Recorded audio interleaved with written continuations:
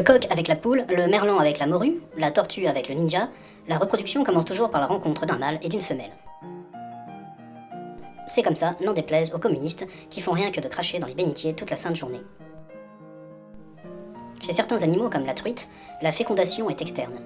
La femelle dépose délicatement ses ovules dans l'eau et le mâle vient se masturber honteusement juste au-dessus, en prenant bien soin d'arroser toute la zone avec son sperme.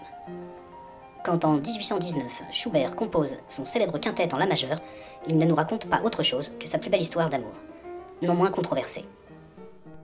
Cette fascination pour les poissons d'eau douce, le compositeur autrichien n'aura de cesse de la dissimuler au public. Mais aujourd'hui, toute la lumière a été faite sur ce fameux sextuplet ascendant utilisé comme motif d'accompagnement.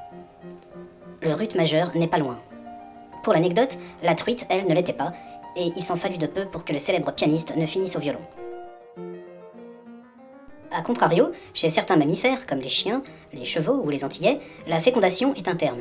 Le mâle reproducteur dépose ses spermatozoïdes à l'intérieur du corps de la femelle, juste avant de repartir boire un verre avec les copains.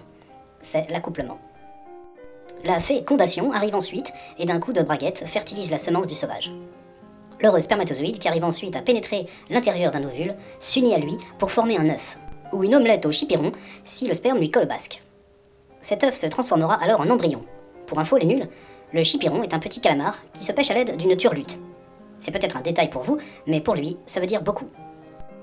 Le record du plus grand nombre de petits est détenu par les poissons et les ougandais, qui peuvent pondre plusieurs dizaines de milliers d'œufs, sans bouger la queue ni les oreilles. Chez les mammifères comme les rats, les gondins ou les ragondins, le nombre de bébés varie de 6 à 8. Quant aux hamsters et aux cochons, ils battent tous les records puisqu'ils en ont parfois 20 par portée.